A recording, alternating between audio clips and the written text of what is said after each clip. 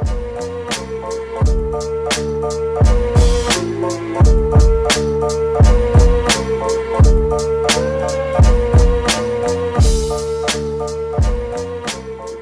with another episode of Coffee with April. This time we will talk about something that is very important in any given roastery. It's something that we all do to some capacity, I would say, and it comes down to cupping coffee.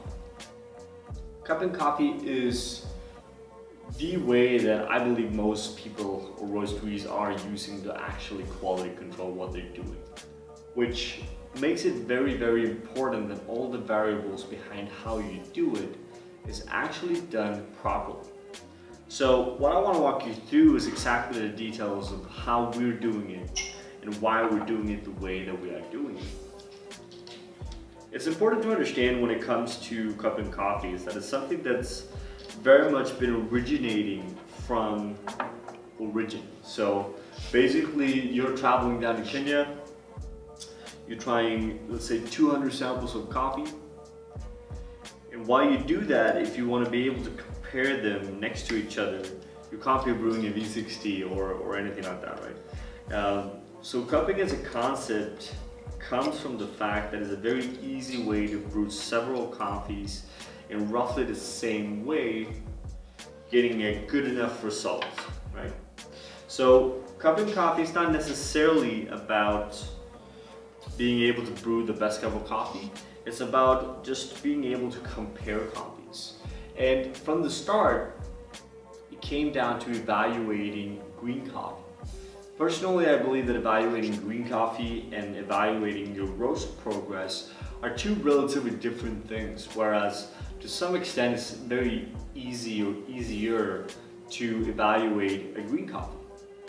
Because whether you have defects or if that's a good quality or low quality green coffee comes out pretty easily regardless of how it's brewed or how it's actually roasted. Still, coming down to origin, quite often the coffees do not taste their full potential, right? Which is interesting because we use the fact that we score the coffees also as a mean to price the coffee. And to some extent the difference between 2 points plus minus can actually have a difference on the price you're paying for the coffee as well. And if that coffee is then not evaluated properly, then you might be paying for something that is not good enough. So it's upon yourself to kind of figure that out and have a protocol that works the way that you want to. Again, we're all different, we like different things. But what we want to show is how we kind of took cupping into our environment in the roastery. So how we cup is very easy. We're working with 10 grams of coffee on a medium grind size on the EK43. We're going to tell you what that will generate in terms of TDS later on, so you get something to choose for. We're going to pour 160 grams of water. That water is going to be 96 degrees Celsius. And we're going to let it steep for 4 minutes, which is a relatively classic procedure. The biggest difference in what we do here at April, and I'm happy to see more and more roasteries doing that as well, is that we measure every component individually. So basically we grind through the coffee. When we grind through the coffee, we measure the ground coffee to be 10 grams. It's not enough that the beans before we ground are 10 grams or 10.5 or 10.2 or whatever way you do it. You're actually making sure that the ground coffee is correct. You also saw here that I'm actually pouring water on the coffee using a scale so I can measure the exact grams I'm pouring on. We all know if we brew a B60 or French press, AeroPress, espresso, whatever brew method we use, we know that those additional grams plus minus can make a big impact in how we perceive that cup of coffee. So for me it's interesting that when cupping, people sometimes don't measure, which I think makes sense if you're down evaluating green coffee. But when you're trying to figure out roast-wise what you're doing, we believe that you should be on top of your brewing. You should understand the variables and being able to separate, so this coffee tastes the way it tastes because of how it's roasted, not because of how it's brewed, or the other way around, right? So sometimes you're brewing and you have let's say an under extraction. And under extraction can cause very similar flavor notes to, for example, an under roast. Or an over extraction or too high TDS can do the opposite, right? Where it actually indicates that you've roasted this coffee too dark or something similar to that, right? That is why, for example, a lot of people, when you are not cupping espresso roast, for example. And the main reason for that is because if you put it on the table next to your filter and you grind everything on the same grind size, then the espresso will come out with a different TDS and extraction than the filter coffees, most likely, a bit depending on how different the roasts are. So most of the times, if you just tweak that espresso roast on the cupping table, you can actually make that come out really good. You'll be able to evaluate that properly. So that comes down to actually measuring every single aspect of what you're doing. So again, 10 grams of coffee, 160 grams of water, 96 degrees Celsius. We let it steep for 4 minutes. After 4 minutes, as per usual, we break the crust, we scrape the surface to make sure our cup is as clean as possible, right? And then we're ending up with something like this. Now, after that, and this is a question I get a lot, is so how do you actually measure the TDS and how do you make sure that reading is proper?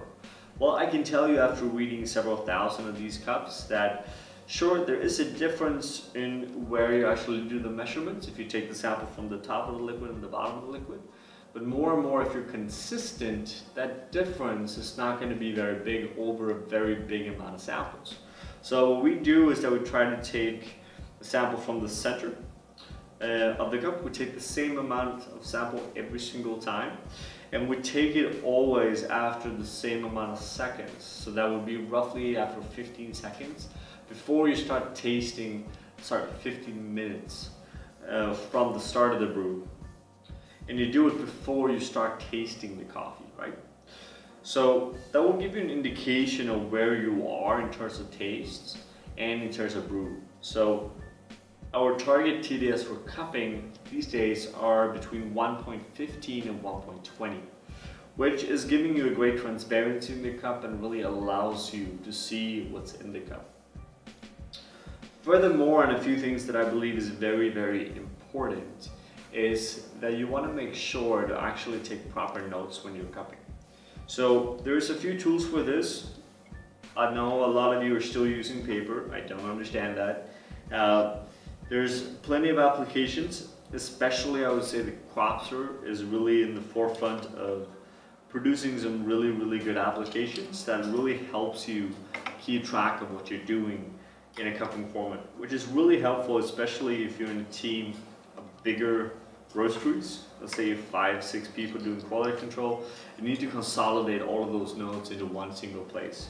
You also want to be able to backtrack and go back and look at the profiles of your roast and be able to compare those cupping notes directly. And for that, it's actually very helpful. Moving on, it's important to have a procedure in terms of how you're tasting and how much you're tasting as well. We all know, looking at sensory data, that depending on how much you drink of something, your perception or what you want of that beverage is going to be different. So if you drink a different amount of volume from this cup versus the cup next to it, what's going to happen is that your perception is most likely going to differ in terms of which one you will prefer or don't prefer. That's, for example, when we're competing in coffee, in, for example, the Brewers Championship or the Barista Championship, the sweetest coffee almost always wins, because when you drink a very small amount of liquid, you want the sweetest cup of coffee. But if you were to drink a full cup of coffee, your perception would change and you would actually like something a bit more acidic. So it really comes down to volume. Also, so when you're quality controlling, simple stuff as, you know, the cup that is before this cup is going to impact the taste of this cup is very, very true. And if you have roast degrees that are very different, in terms of someone being very dark and very light, I would separate them, have them in two different tables to not interfere taste-wise with what you're actually doing. Furthermore, and on the subject of the same volume, is that we go through the coffee 3 times. What you do after that is completely up to you, but it's important that you try the bowls in the same amount every single time week in, week out, to be consistent.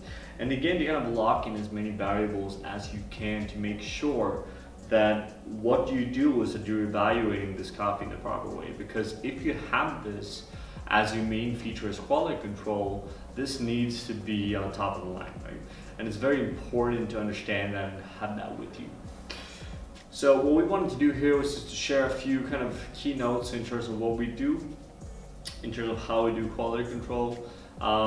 Measure everything you can, make sure you taste properly and have a system to it. I think having a system is more important than what that system is, so it's really up to you to create that. Just make sure that you're controlling the variables, making sure that those brews comes out exactly as you want to in every single cup. Log your data properly. We work with Cropster. Cropster is a great cupping app. There's a few others as well where you can log all of the data directly online via your phone, which is allowing you to compare cupping notes with other people, which is really, really helpful if you're in a bigger team as well. Cupping coffee is a very important thing in what we do in a roastery, and you should be able to do that properly. So again, thank you very much for tuning in. As always, if you have any comments, any questions, just write them down here. We're always happy to answer. Thank you.